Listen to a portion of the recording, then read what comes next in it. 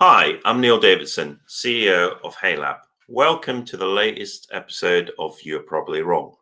This time we're focusing on creativity in marketing, the myths, the magic, and the science behind it.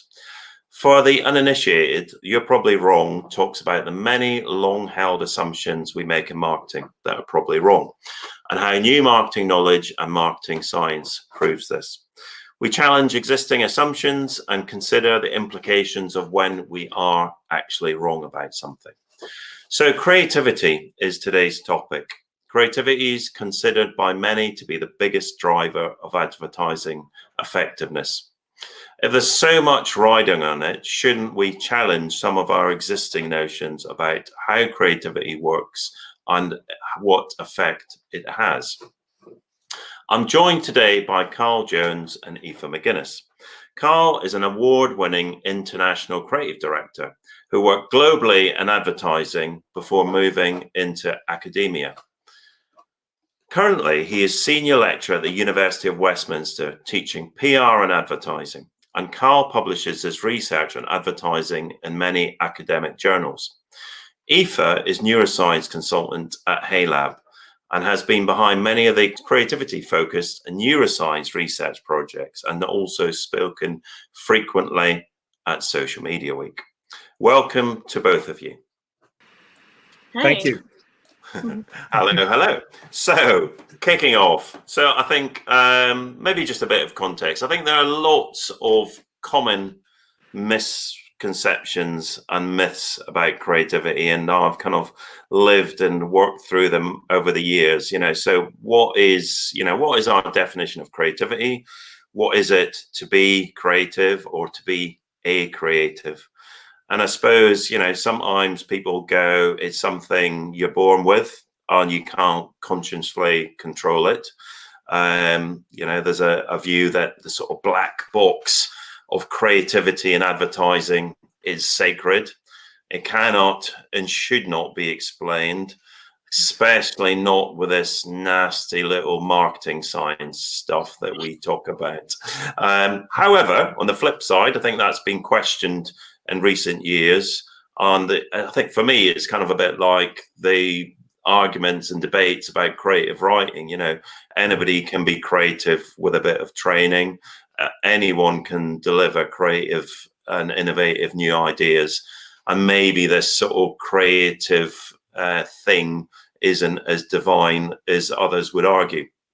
But I think, whatever the truth is, I think it's a really interesting debate, and just the whole idea of that sort of creative God versus the power of nudges, the role of insight in generating ideas, and lots of hopefully contentious but interesting topics that we could cover. So I think the first question to focus on, and I think this is a great one to ask you for your view on, Carl, is, how do we define creativity, and particularly how we define creativity mean for advertising? Okay, thank you very much. One thing I want to mention is that creativity has been hijacked by advertising. We own this word in advertising, and we know what it means as it applies to advertising. But for example, when people ask me, Carl, what do you do? And I go, oh, I'm a creative. People look at me like, what? What do you mean? And then I have to explain that I'm part of a creative department. So outside of the world of advertising, I think the word creativity has a different meaning. The other thing I'd like to say is that in response to what you were saying, I'm not sure whether you can teach creativity. And the only reason I'm saying that is because as a creative director, I've interviewed many people in quite a few different countries who want to work in the creative department. Yeah. And when I meet them, I know within the first 5 minutes whether they have it or they don't. And when I mean have it, do they have the creativity that we need for creating advertising messages? And I can either tell that from their portfolio, if they're graphic designers, for example, or if they don't have a portfolio, I can tell by speaking to them. So, for example, I myself am absolutely terrible at mathematics. And I have tried coding as well. My brain just does not do it. And so for me, that is evidence that you either have creative brain that's wired that way. Yeah. And again, creative for advertising, right? Mm-hmm. I do believe that people can learn techniques and can apply that to their business. So so anyway, sort of that's sort of my headspace and my response to your question on creativity. Yeah, I mean, I agree with you, Carl, because I think the reason I mentioned the creative writing piece, because I think it's really interesting. There's been a long debate about can creative writing courses create authors, genius authors, and I think a lot of people would say a bit like what you've said. You can, it's almost like you can make people better at where they start, but you can't create a genius. If you know what I mean. Aoife, what do you think? Yeah, I mean, it's a really interesting one, and I think I agree with Carl. Sometimes we're in our own bubble of the definition of creativity and what it means in advertising, and actually outside of our bubble there's a whole other world there, and the term is definitely co-opted, and sometimes the creative isn't really creative, but that's a different story. I think, yeah. I think that, yeah, I mean, if we're going to get onto the topic of, I guess at a kind of a very basic level, before we get into the thing of if you're born with it or not, I think, yeah, I quite like this definition of creativity to be kind of this balance of divergence and relevance. Mm-hmm. And divergence being kind of something novel, unusual, or original, but also relevant for people. And I think that's the advertising side of it, right? Because art doesn't necessarily always have to be relevant. Sometimes you can just kind of wonder at a work of art that has no context for you, but you just enjoy the abstractness of it. But the point of advertising is that it's supposed to have a function as a communicative device to sell something. So it's kind of that divergence with the relevance piece, I think, is quite interesting. And I guess, yeah, we've kind of been playing around with this over the last couple of years, what it is to be. How is there like a formula? Is it possible to even have that in advertising? Does that defeat the purpose? Is creativity just this magic thing that arises out of the ash, and you can, if you're lucky, you can glance at it sometimes and experience it, but you can't control it. I think there is a certain formula to some extent to it, but I think it doesn't mean that you can produce it every time. I mean, surely the easy answer to all these questions is I'm just like Don Draper, isn't it? I mean, I think he's helped everybody, but not helped everybody, if you know what I mean. So, I mean, I think we've touched on it, but do you think there's any particular myths about creativity in an advertising context that really don't help us as an industry or as creatives? Yeah, I mean, just in terms of the kind of being born with it or not, I think I agree with points both of you have made that you're only going to ever kind of polish whatever you have currently. You cannot transform the stone into a diamond. That said, I think, yeah, it's an interesting one because there's probably some people who are just really not good at it. But I mean, on a very kind of basic level of the cognitive processes of what it is to think creatively, although I appreciate that you cannot define everything in one bucket, but in terms of advertising, they kind of differentiate it to be kind of remote associated thinking. So being able to essentially draw on very different areas of influence and combine it together. So being able to mash up, I don't know, what was that Gatorade ad? I mean, I hate it, but puppy baby monkey or whatever. I swore I would never say that again. Yeah, I know. You keep on swearing that, Aoife. But the ability essentially to draw on varying sources of information and combine them together in a novel way. And for that to happen as well, attention has to be spread. So you need to have a kind of, the process of it is about combining very different things and putting it together in some kind of chaotic way that produces something new, versus another mindset that is more attentive, focused on a couple of sources and things that are very similar. But the point is that each person can do that both modes of thinking, but we can flex them accordingly. And it's essentially about cognitive flexibility, your ability to be able to go wide and then go narrow. And I think that's why sometimes creatives are amazing at doing all this, but it's hard to execute and get things done. And then you have the other side, some people who can just execute and they can't think big. And I think the good creatives are the ones who can kind of, get all the ideas, but also actually create some work.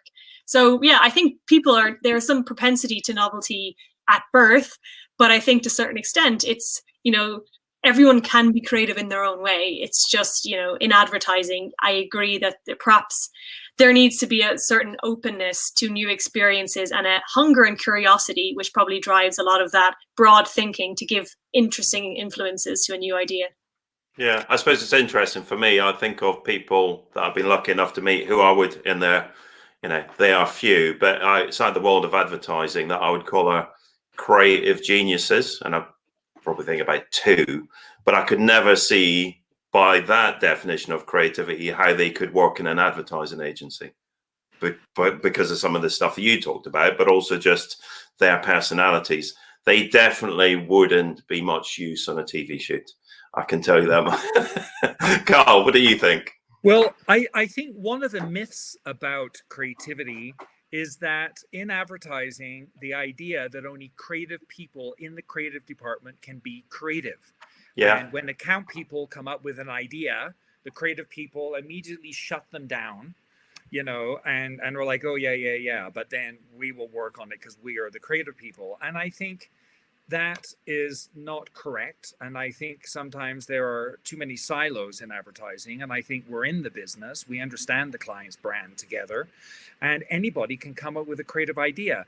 In the creative department, it's not just coming up with ideas, but it's executing. And I think that's one of the most important skills a creative person has. A copywriter has a skill of how to take the idea and redact it and write it in a certain way. And an art director, which is what my background is, I just have this ability to lay things out and are able to balance things. And I can't explain why. So I think execution, sure, in the creative department, but being creative and coming up with ideas, I think anybody can. And a lot of good ideas are insights. And those insights don't usually come from the creative department. A lot of those insights come from planning and the account people. Yeah, I think that's really, I think that's a healthy, attitude. I think my observation is based on experience is I think there's quite a lot of creatives that are not very senior and not very junior who've kind of matured to that kind of point of view. Whereas I find it quite funny that some of the more mature creatives still have the Don Draper. And I feel like quite a lot of the junior creatives come in thinking, I've just watched a box set of Mad Men and that's how I'm going to behave. So I think there's hope when they come through that piece. One thing I'd like to say is because of all the new media channels that have been invented, what I've noticed is also in creativity, an art director is the one looking after the typography and the copywriter looks after writing, and an art director can't write. Yeah. And I think with the younger people, I think they've grown up being able to have the tools on the computer and they can art direct to write. When I do a Facebook post, I'm writing and I'm art directing because I'm doing visuals as well as words.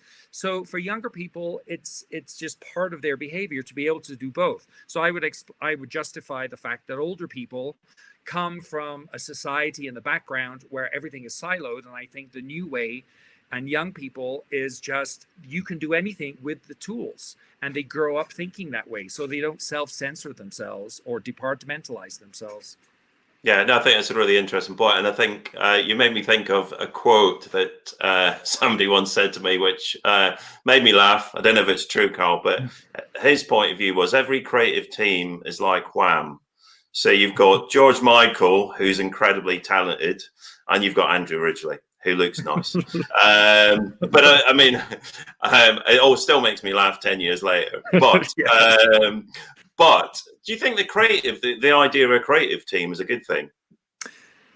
Well, I am stronger at art directing than I am at writing. So I do believe that people have a skill that they're better at. I'm not saying that somebody who does art cannot write, but I do think that you have a tendency to the other. And I do also believe in the idea of bouncing concepts off each other. So having, opposites together in the room or video online because of COVID. I do think it's good to have someone who's strong in copy or editing or in the visual, and having someone that's stronger in terms of writing and audio. I think then you sort of put the two together like Bill Bernbach did. He recognized that an ad is a visual and words. So you need people who are strong in both. And I don't think that's changed. Yeah, no, I think it's a good point. Do you think it's also that point you made about if you've got two people working together, you've got two different kind of potentially ways of working, seeing the world, mindsets. As you said, I think insanity is trying to crack a creative idea on your own sometimes. Yes. I think it makes the process quicker, because eventually you've got to bounce your idea off people and get their response anyway. So what better than to do it when you're creating the idea? Yeah, good point. And just in terms of triggering creativity, and you and I have had this conversation in a different context, Carl, and you mentioned it already, the insight as the springboard to an idea. Is that the thing, or are there other things that are great triggers for ideas? But for me, and I never realized when I started out in advertising, when I look back at what I did and what my best ads were, they were ads that had an insight. And I worked in North America, so the idea of having planners didn't exist. And it was the creative people that ended up coming up with the insight and then design and coming up with a way to express it. And then and it was very difficult because I saw the process when we started in Canada hiring these planners, because it was a concept that came over from Britain.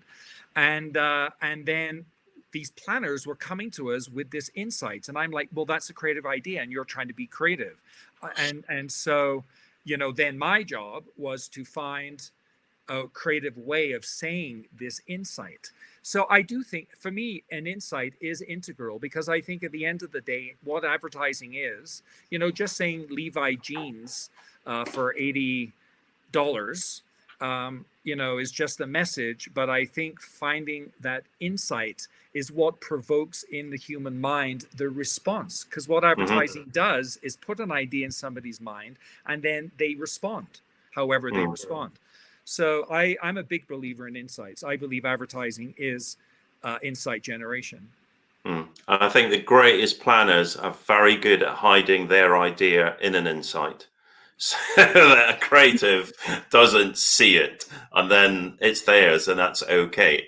Aoife, just in terms of, from your perspective, and as we're saying, what can we learn outside of advertising? Are there any kind of thoughts on what triggers creativity that are relevant to advertising? Yeah, I think so. So I guess the really interesting thing about advertising is that it's trying to obviously commodify creativity in a very productive way, in a very efficient way to get it out. So there's restrictions, time limits, briefs, and it's all in a neatly categorized box. And although I think creative constraints can be great sometimes, I think they also perhaps can limit us. And I think with the best will in the world, I think sometimes, the environment of obviously it's a bit different now, we're all in our homes, but that's a different thing. But, the environment of an agency perhaps isn't the most creative actually to inspire creative thought, because, there's a whole other kind of range of reasons for that to be.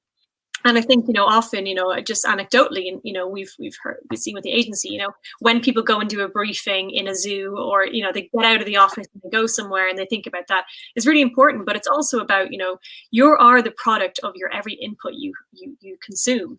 And I think we are just the product. We're essentially just, our brains are just our ideas are only as good as what we feed them with.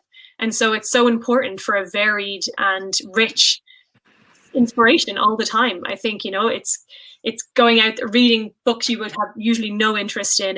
It's about making the input as varied as possible, because then of course you're going to have the most creative output. They say learning a language is one of the best things you can do for your brain in terms of mental workout, because it just completely flips around concepts and things, and it's a good shake in the head, a metaphorical shake in the head.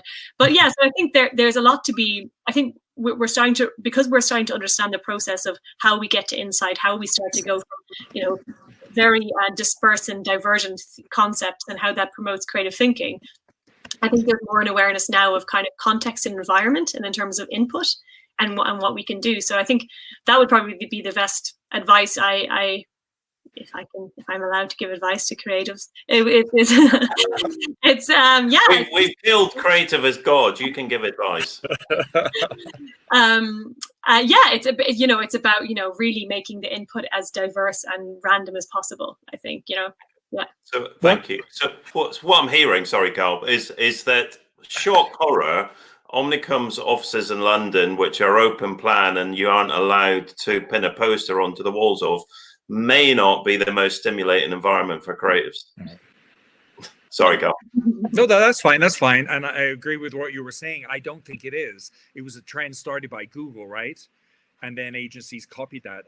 But the one thing I want to say is that advertising is insights. But what we do, I think, in advertising agencies is we reflect popular culture that relates to the target market. So what we tend to do is, the planners give us an insight, and then as a creative person, we need to sort of understand that target market, what world they live in, what music, what language they use, what clothing, what movies they like, and then we sort of take those signs, as we use, like in semiotics, that's sort of the word that we would use. You take those signs and then you put them together to create your message.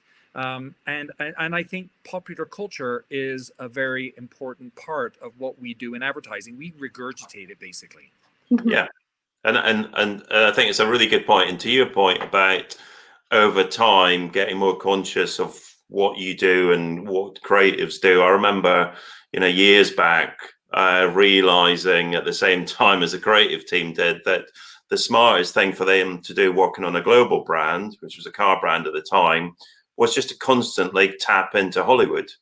Because, to your semiotics point, Carl, it's probably the only language in the semiotic sense that is common throughout the world. Yes, you're right there. But also one thing, when I worked on global brands, one thing is that I think that advertising is a way of colonizing. It's a way of exporting Western culture. And when you're doing a global brand, not everybody is Western in their thinking. 100%. And when you work in countries that are small, that don't have big budgets, and they can't do their own creative, they have to use what's sent to them by the head office. And sometimes if that creative can be offensive for their culture. So you need to be very sensitive, if you're doing global advertising, to what are those signs and symbols that resonate with people around the world, not just from your culture, but that other cultures can accept. Yeah, 100%. And we work with some brands that are exactly that, and I think have rightly split up the world, because I think from a planning perspective, a creative perspective, it's great to work on global brands, global ideas, global campaigns. Interesting challenge to actually connect with people around the world, because I think then the danger is the idea and probably the insight as well ends up being pretty vanilla to get around that. Well, that is an argument against global advertising, but Titanic is a story that reaches everybody, and so does Avatar. So I do think there are great ideas that can reach everybody, and you can do a great idea that appeals to people in different cultures. I think it's just a fallback of saying, well, no, in order to be global, you need to be vanilla. And I don't necessarily think that. Yeah, I think it's a pitfall. It doesn't, don't get me wrong, I think you can achieve it, but I think it's when you're not conscious that's the elephant trap for global, if you know what I mean. Potentially. Yes. So, marketing science. Eve and I promised ourselves that we'd get through a video podcast without mentioning the Dark Lord Byron Sharp, but we failed. I mean, he is an example of marketing slash going into advertising science. There's obviously the even darker Lord of neuroscience, Aoife. What do we think about the whole marketing science piece? I mean, particularly from your perspective, Carl, as a creative, how do you see it? Helpful, unhelpful, no shit Sherlock, annoying, or insightful? I think marketing science gives structure, which I'm not against structure. I think structure is good. And I think out of restrictions, you can come up with some brilliant creative, when you don't have big money. And I've been in those types of situations. So I do think marketing science can be good. However, I don't like it often. Sometimes my clients have used it against me to kill an idea. And I think that problem, and usually it's not me, it's Byron Sharp. But usually it's younger people. I think older people sort of you need to respect the ability of the person in front of you who's speaking to you, and not fall back on what you learned in university and what the textbook says. So anyway, that's sort of my response. Sorry. Yeah, no, I think it's a good one. Aoife, I mean, you've seen it from the other side of the fence, sort of selling the snake oil to creatives. How do you think the response is? Yeah, I think it's just about, when it's helpful and when it's not helpful, right? I mean, it's the only purpose of having it in there is to help the creativity. And if it doesn't, then there's no point. So I think it's about, I think perhaps it's from a lot of people, it's probably experiences like that Carl mentions, that they've been burned in the past and they're like, don't like the sound of this, get away. You're just going to take something away from me. But I think, often for us, it's I'm just generally really interested in aesthetic experiences, creativity, and that can be done through neuroscience, and advertising is a mode of doing that, right? So, this, I guess, when we talk to creatives, our creative director, Shnoozy, said this once, actually, if what we're measuring is gut feel, that's quite interesting, because creatives always say, how do you know it's how do you know this idea is right? It's like, good, you just know it by looking at it.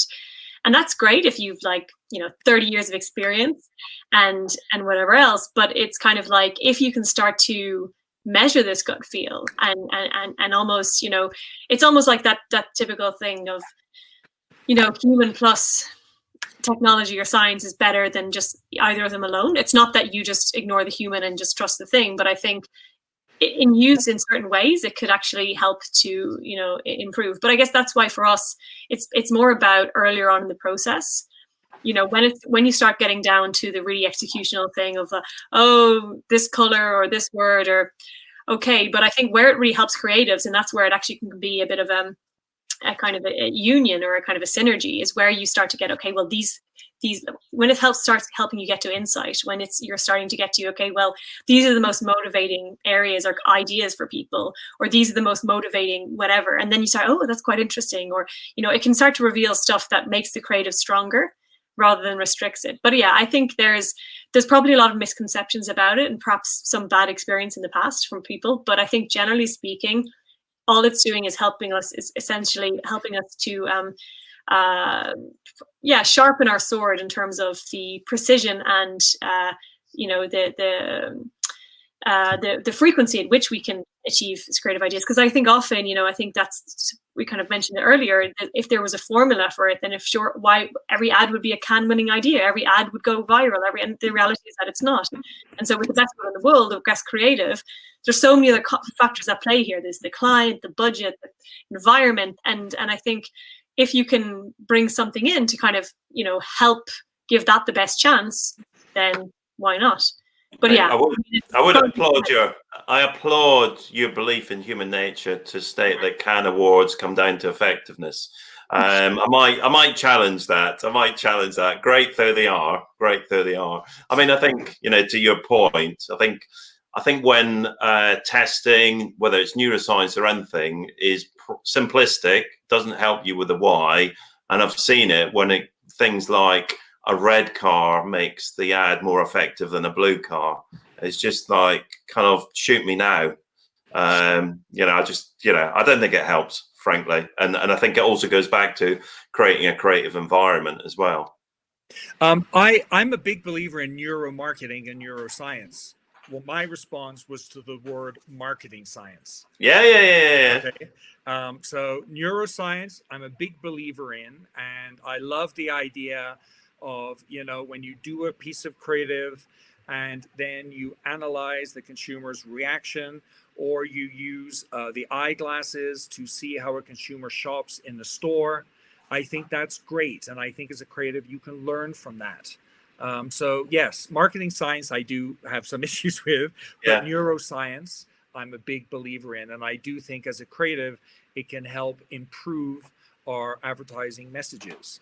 Yeah, I think, and I chucked them in a big old bag to have a kicking at. So it's a fair shout, Carl. But because I think one of the things that I look at, so for instance, I think we've all said it, and I think we're all kind of believing it, is, on the one hand, really understanding your audience is, at the heart of getting to connective ideas. It's stimulating as well.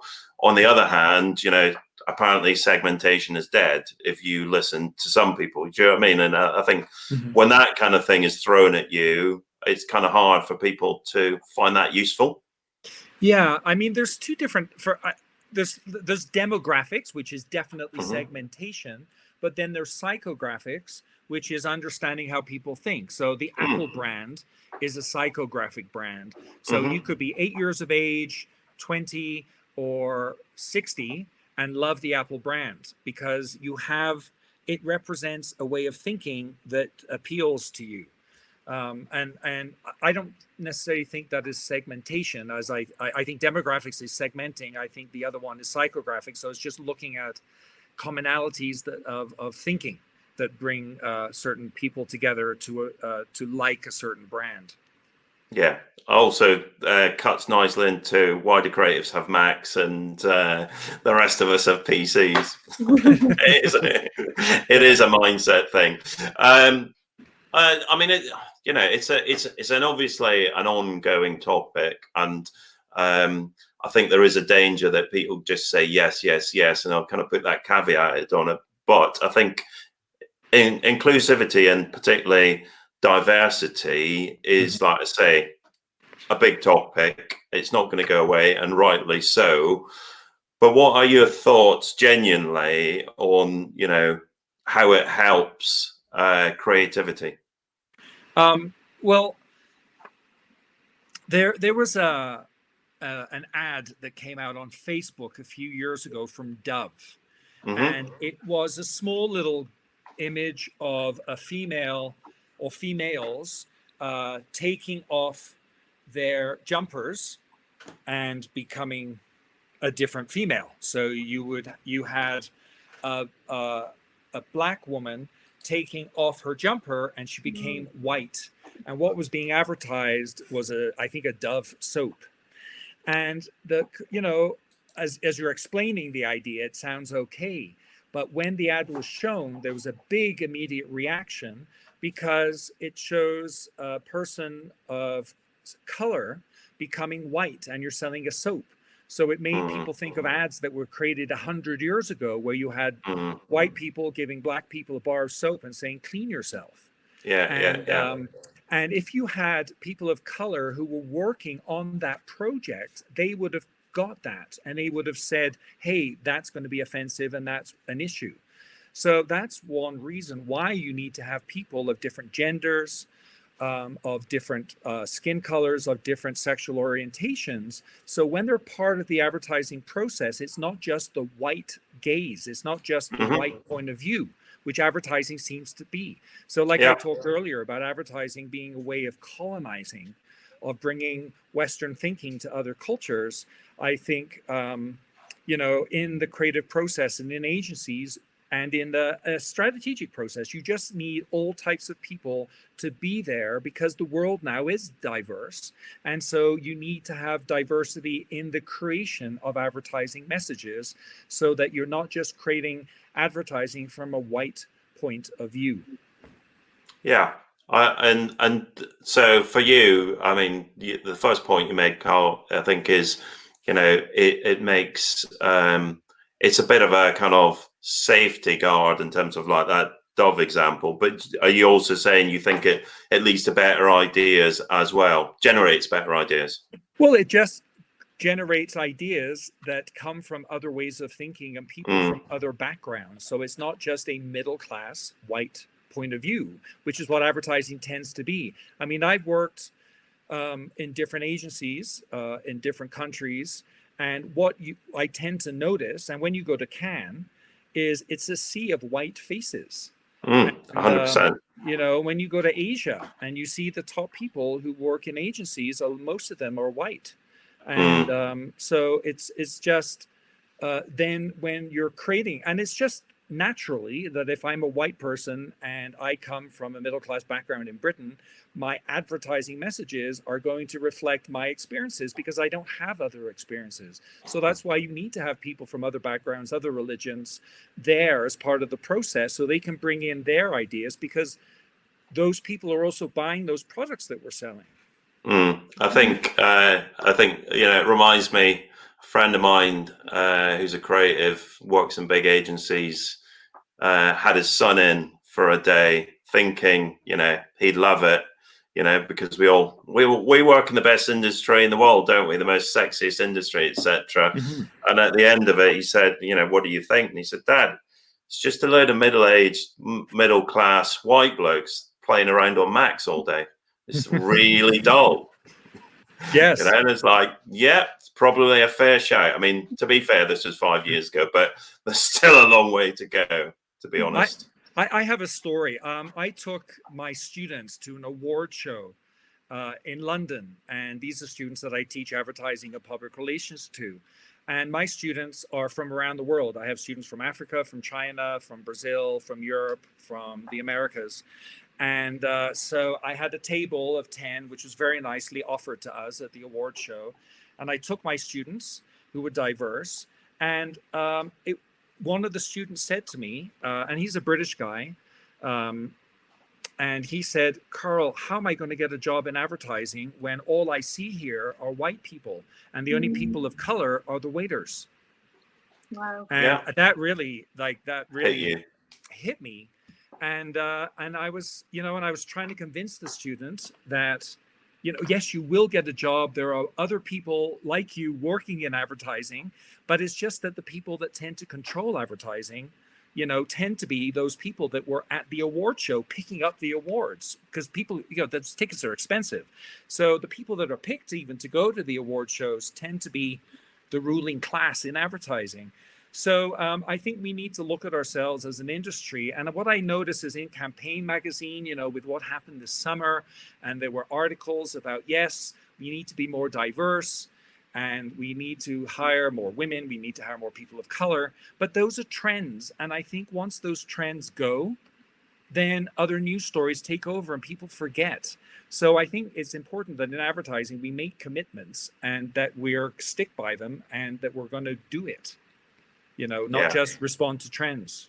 Yeah, and I think somebody else, different person, but said who's very much inclusivity and diversity is their roles.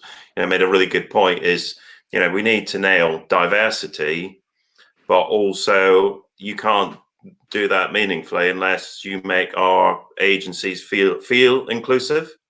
It's not just a numbers game. It's a kind of emotional game. It's how it feels to be from a diverse background and in there, not just being in there. It feels like it's as much your agency as anybody else's. Yes, exactly. Aoife, any thoughts on, is there there's a moral piece on diversity and creativity, and agencies generally. Is there anything from a broader perspective it's, interesting? Yeah, I think the world of science is a perfect example of this because you're forced to move around. So they want you to do a PhD in one country, a postdoc in the next. And the whole point of that is to spread ideas and to get people of different nationalities working together. So in most labs I've seen, you get like 4 continents. And I mean, it is all through English, which is another colonization, but for a different day. But I think the point is that by having people it's messy, right? It's messy to have people who don't speak perfect language together, and it's different ideas and different personalities. But you'll probably find in those scenarios there's better output. I know that there has been studies that show that when you have people in groups, so they have a choice to pick their friends or be with random people they don't know, and they're doing some tasks together, and they're halfway through the task, they're asked how well do they think they're doing. The one who's in a group of friends think, yeah, we're smashing this, and they always rate themselves as doing better. The one who's in the group of people who are completely different to them are like, I don't think it's doing so well, because it's really painful and it's like messy and conflict. But actually they always win. They, like, 9 times out of 10, that group always gets to a better answer or a better in this particular task. Now, I know these are lab experiments, but I think they are also indicative of the real world. So I think, the moral part aside, which I obviously think is so important for many reasons, but I think it's actually going to lead to better creative by having different voices. Because if the insight you're only going to have is from one person, it's always going to be a little bit, the same. You're never going to have really original ideas. So by having different sources is interesting. But I think also, I remember I saw a talk by, I think her name is Nellie Ben Haddou. She was like the creative experiences for NASA, and she's been an eccentric character, but she essentially says she doesn't hire anybody unless they kind of conflict with her, and she wants to create sort of like a chaos. She wants to have fights and arguments and screaming because she thinks that's good. Now, maybe that's not everyone's cup of tea, but I think there's something to be said about, I get like culture and people hiring for culture, but there's also something to be said about, shaking that up a little bit and seeing how, different backgrounds add to more interesting environments. Thank you. So I'm going to end on a tricky question, and I'm going to caveat. I think we've had some pretty tricky questions anyway, yes, but I'm also going to caveat it. So the question and then the caveat. So the question is, what do we think is the future for creativity in advertising generally? Easy one. But I think also, just to make it a little bit more challenging, let's think about our audience who are kind of, I guess, mainly up and coming in the industry, and kind of want a top tip from your 2 big brains about what they should be thinking about. And then I'll score it out of 10. No, I mean, what's your gut reaction? Where's creativity in advertising going? And if you're at the early stages of your career, what should you be thinking about?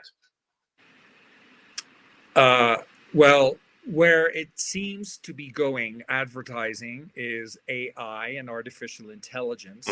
Going there. I'm reading a lot more articles about, softwares and artificial intelligence as being used, for example, to write email headlines that you get in your email that decide whether you're going to open your email or not. And that is being written by AI because they know what words trigger opening response in the consumer. So I think that's kind of interesting. And I just read the other day about a new agency in London that is using artificial intelligence to create content, video content online.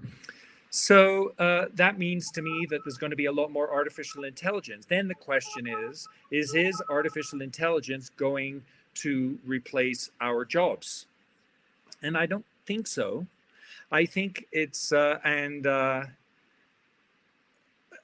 think it's going to be us working together, maybe, with it. I don't think it's going to replace. It's not going to be like the automatic teller, in the bank, that we don't need to speak to a teller anymore. We just go to the machine. That's not going to happen. So I think it's going to be us working with data. So my advice to younger people would be understand how to interpret data. Even if you're a creative person or an account person, I just think understanding and interpreting big data can help you and can help you do more focused creativity. This whole thing about neuroscience and neuromarketing, I'm a big believer on, because I think it just helps give us information so that we can create more targeted and more effective advertising. Cool. Thank you, Carl. I know it was a tricky one. I think the good news is 2 years ago, and I forget the brand, and maybe it's better that I do. They created a car ad. I don't know if you remember. That was boasted that it was the idea and the content was generated by AI. Thankfully, the ad was dreadful. So let's hang on to that thought. It's kind of like, it felt like surely you should have got some creatives fully involved in that before you started boasting about it being generated by AI. But I'm clinging on to that for now. I think, but to your point, I think AI can do some really clever stuff in the smaller content pieces at the minute. But I think it's, it is that human plus technology piece that we talk about outside of advertising as well. Aoife, any thoughts on, I'm not asking you to sell neuroscience, but is there, neuroscience is the future, like garlic bread. But the stuff that, creatives can take from it that may make them think differently or give them some insight in terms of either generating ideas, finessing ideas, creating ideas. Any thoughts?